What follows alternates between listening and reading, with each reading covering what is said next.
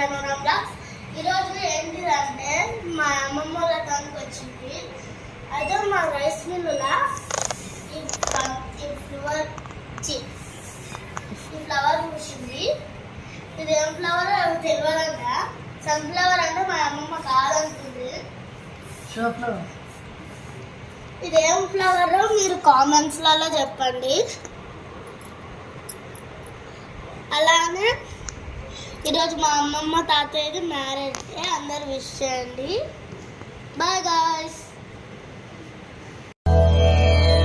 ధర్మార్థ కామములలోన ఏనాడు నీ తోడు ఎన్నడు నే విడిచిపోను.